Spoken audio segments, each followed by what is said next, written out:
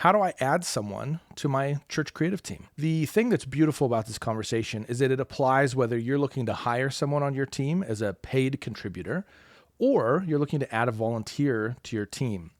The principles are the same, and that's why I want to go through this part of the conversation. Last week, we talked about 13 different interview questions that I love asking. They're great ways for you to get deeper into who this person is that you're interviewing, who this person is that you're talking to.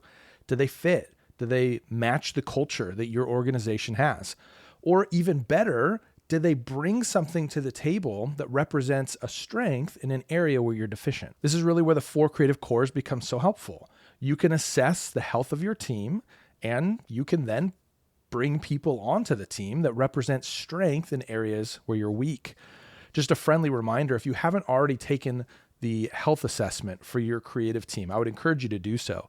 It works whether you're an individual, you're the sole comm person, or maybe comm isn't even formally your title.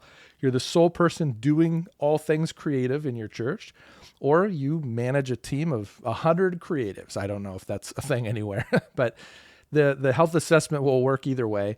You can go to healthychurchcreatives.com, and that'll take you straight to the quiz. It'll give you very clear insights into what exactly is going on in your creative team. It also will give you insights that will let you begin to take practical next steps in terms of getting healthy. That's really what I care about. Assessment is only so helpful. We want to take the next step into actually helping build a healthier creative team because that leads to a healthier church. All right, so let's talk about adding someone to your team. It doesn't matter if they're a paid person or a volunteer, like I've mentioned. There are 3 areas that need to be accomplished in the creative space in your church.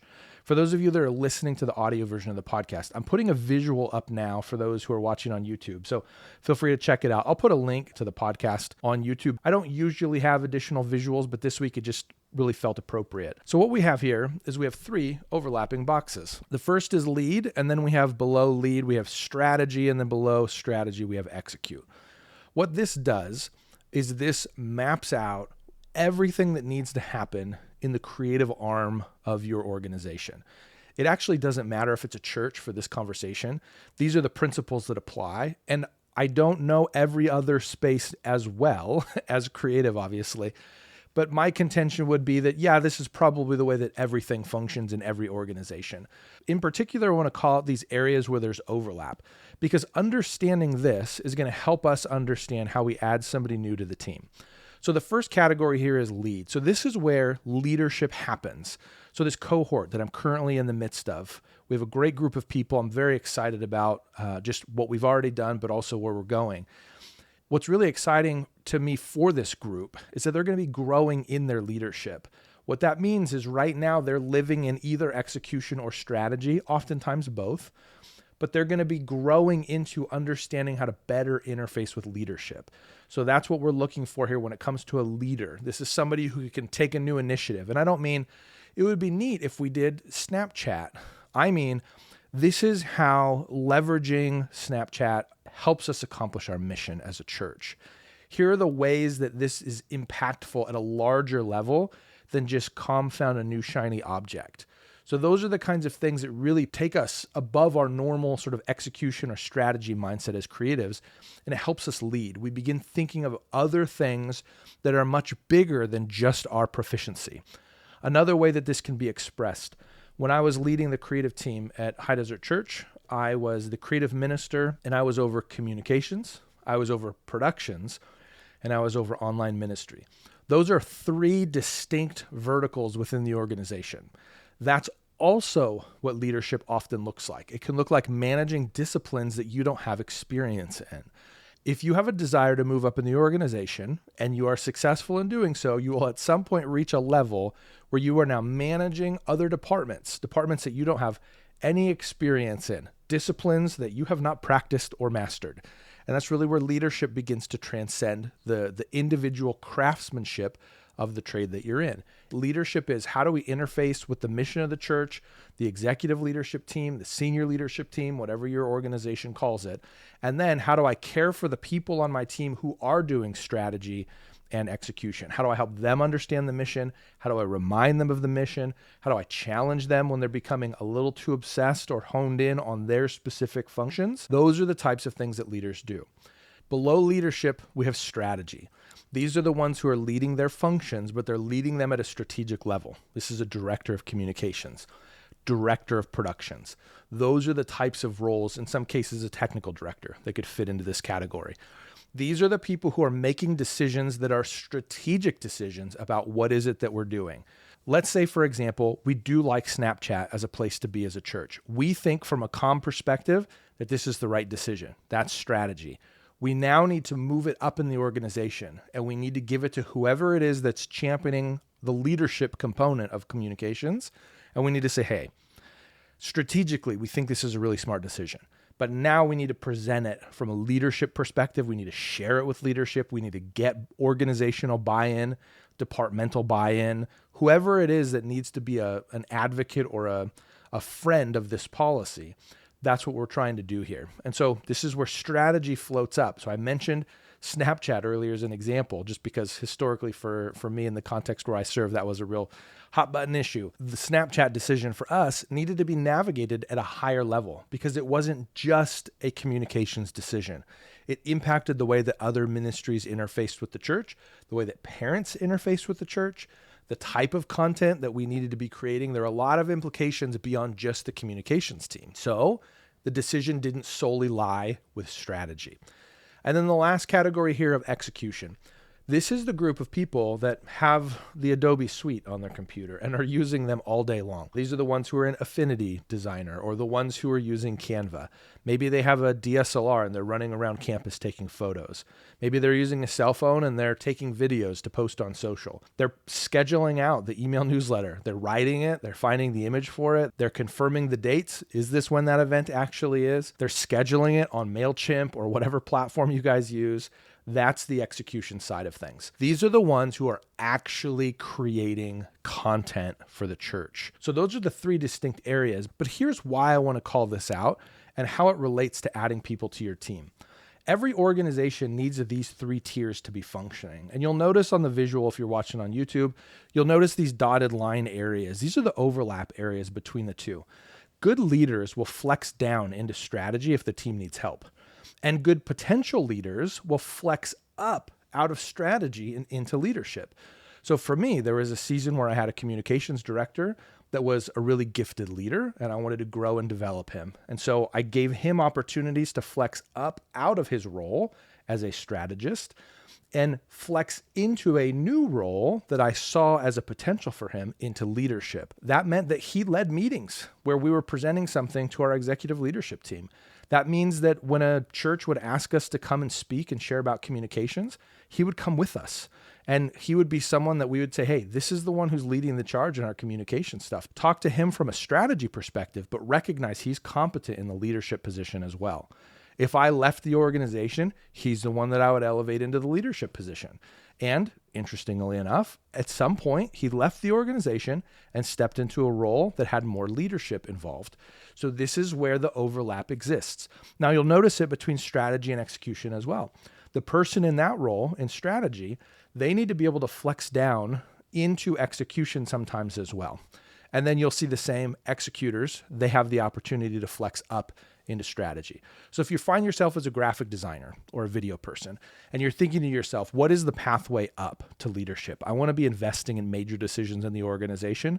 Then you need to grow in your strategic perspective. You need to grow in your understanding of how to communicate strategy effectively and how to see the opportunity for strategy. Once you get into that space, you'll be eventually, with enough practice and experience, you'll eventually start getting invited into the leadership conversations. But you can't go execution to leadership. That strategy component is a very, very important bridge. So why does any of this matter? How does any of this impact me? I'm just the solo creative, and I'm trying to add a volunteer to my team.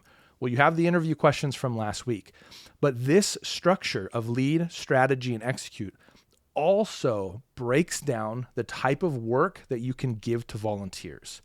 So I like starting at the very bottom. When I have a new volunteer, let's say a graphic design volunteer, because that was historically a real challenge for us. To be totally transparent with you, we didn't have a lot of graphic design volunteers in our organization. We were super last minute.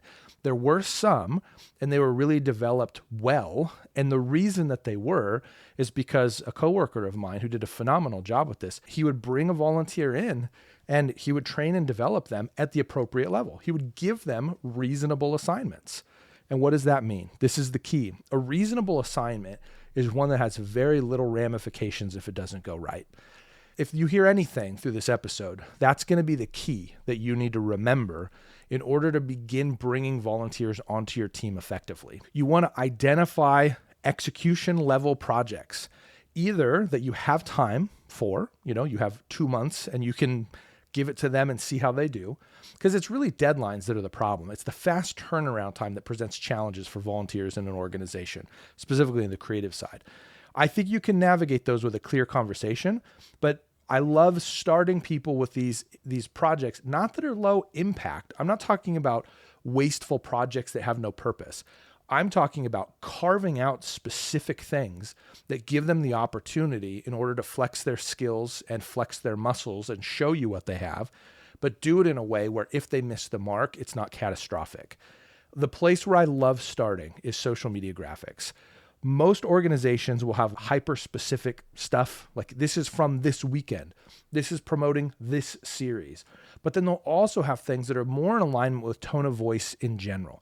This is who we are as an organization. This is what we believe as an organization. These typically fall into the category of values. These are the values of our organization. This is what it's like if you come and join us. We have these kind of quippy phrases. We want to help develop you to be a world changer. Go change your world. That's a phrase. Messengers of hope is a phrase that I've heard from a church that I'm working with. So we all have these phrases that we use, that we share with the congregation. These are perfect to end up on social media. Find content that you can give to people that essentially is detached from a deadline. So you already have content that you're going to be putting on socials. So if this person doesn't hit the mark, it's okay. It's not the end of the world. And what you're doing in this process is, one, you're giving them an opportunity to lean in and to start doing work, to design in this instance or this example, but you're also beginning to assess them, how much quality they have in the work that they do. You're going to discover, oh, this person's a professional designer who's been doing this for 20 years. We can literally give them any project that we want in the organization. Or this is somebody who is following design as a passion, but they don't really have a lot of training in it. It's going to help you understand what your next step is. The same is true of a junior designer. Before you throw them off into the deep end, give them simple projects that are relatively low impact, because it gives them a safe process to onboard into the organization. I remember when I first started in my role at High Desert Church, the first assignment that I had was to design the cover for a staff manual. And I remember thinking to myself, come on, man, like there's more to this than that. Of course there is. And there was, and we grew a lot and we did a lot, but that was a great place to start, because it gave me a project where I could begin the conversation of, this is how I design, this is how I problem solve, this is how I approach things. It also gave my supervisor the opportunity to see how quickly I worked. And it became a really good conversation point to say, okay, here's what I'd like to change. Here's what I'd like to keep. Here's how we need to format it for printing. We're going to print it in-house. We're going to print it out-of-house. By doing a project that was internally focused, it gave me the opportunity to learn a lot of these lessons on how the organization runs without a lot of consequence. And I was thankful for that. The real advantage to approaching projects this way is it lets this new person learn the culture of the organization in a very easy and safe way. So now when it comes to flexing into these gaps, what you're going to see is you're going to see some volunteers that are capable of execution, but you know what? Maybe we can elevate them into strategy. This is where the overlap of the box is so helpful. What it does is it helps you bring people into the right conversations without overreaching. So if I have a junior designer, I'm not going to ask them to come and interface with leadership for me. But if I have a junior designer and I see that they're really starting to express good thoughts when it comes to strategy, I'm going to invite them into those conversations, because that's what it looks like to flex in this stack of things. And then let's say they're doing a phenomenal job when it comes to strategy. I might start entertaining the idea of interfacing them with leadership a little bit. This is the process of watching someone grow as a creative and just as an individual, as a leader. So before we wrap up this episode, I want to give you a handful of ideas of what types of projects would be really good for volunteers when they get started in your organization. This is true of junior designers as well. Typically, if you're hiring a designer onto your team, however, you're going to have a list of assignments already mapped out for them. So let me give you some ideas as to where volunteers can begin working in a low friction, low deadline, low urgency way. From the design perspective, I've already mentioned, I love having a library of content that's built for social media. Give them verses, give them phrases, give them missional statements about your organization. Give them pictures from around your campus or pictures of worship and just ask them to come up with a phrase or a tagline for it. These are great ways for you to build a library of content that you can lean on when you don't have fresh ideas, but it's also a great way for them to begin showing you what they're capable of. So I love social media here. The other things that I think can be helpful are long-term projects that aren't gigantic. So I'm not talking about like we have a study guide that's due in 6 weeks. That's a nice timeline, but it's also a big project. But I'm saying it's something like in 2 months, we're going to have an event. Okay, well, it's going to be a small event. Can you start giving us some ideas? And I like approaching it that way. Give us some ideas as starting points for a look and a feel for this upcoming women's event or men's event or kids event, students, whatever it is. Give them something with a lot of runway. And rather than saying, give us the final look, get us started. So again, you're inviting them into the creative process. You're inviting them to give you some comps or some designs, some looks and feels that are going to be considered for this final project. But if they miss the mark, you guys aren't underwater.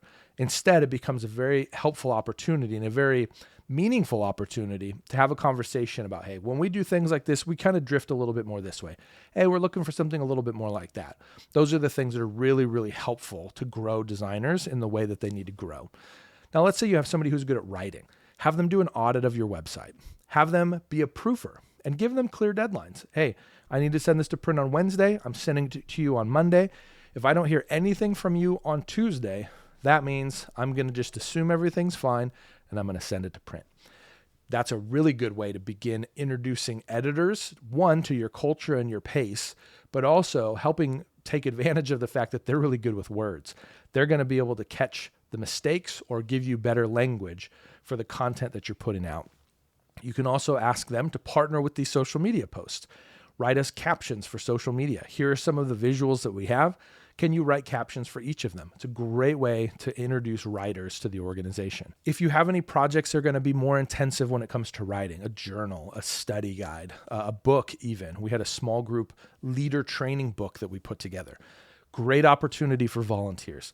I will also say, though, those are volunteers that need to be vetted. This isn't the first project you're assigning them. You can rely on them, but also they get the culture of the organization. Those are some really good ways to introduce writers to your organization. Photographers, send them to your events. Send them to the weekend service. Have a shot list and make sure that they have it and let them run wild. Give them the appropriate restrictions and the appropriate guidelines. Here's how we want to be capturing. We don't want to be up in people's faces. We don't want to be on stage, those kinds of things. Giving them that information is really helpful. It's important, actually, beyond helpful. Let them run with it. Let them have creative ideas. Give them a shot list, but then tell them, hey, you can go off of this as well. Be creative. And this really leads to the last thing, and this is really just creatives in general. There was a conversation recently on Facebook asking this question: what are things that you have creatives do? How do you integrate them into the deadline-centric, fast-paced nature of what you do? And I do think all of these things that I've mentioned to this point are great ways to do that. They allow volunteers to participate without getting sucked into this constant quick turnaround pace. But one person suggested, don't give them restrictions. Let them be creative. And I thought that was a really cool way to integrate a volunteer into your organization. Let's say you have somebody who's really good at creating stuff, whatever it is. It could be physical media, they're painters, could be digital artists, could be photographers, could be graphic designers. But as opposed to saying, here, fit into our pace or fit into our framework, what would happen if we just said, create something for us? Pursue whatever it is that you're inspired to create. Obviously, we'll talk about it. Don't just show up one week and there's like a sculpture on campus. That's not what I mean. But what a cool way to begin integrating volunteers. What is it that you see as an opportunity to invest in? Are there any blind spots that we have? What are some things that you think would be really cool for us to invest in or create? And then another space that kind of is connected to that a little bit. What are the projects that you're dreaming of that you just haven't been able to get done? Why not bring them in on that? I've always wanted to have this book that represents the values of the organization. Okay, why not give it to them? The reason you haven't gotten it done is because you're too busy. The day-to-day is pulling you away from getting these long-term projects done. So build a team and don't even worry about integrating them into the day-to-day. Use them exclusively for your long-term projects. That's a great way to bring people into the organization, but also to get these really meaningful projects done. So I hope that understanding the hierarchy, the different tiers of what needs to get done in your team is helpful. And I hope it sets the stage for you then as you do engage volunteers and figure out ways outside of the tyranny of the urgent, because we want to bring people into serving the church. And this is a great way to do it in the creative space.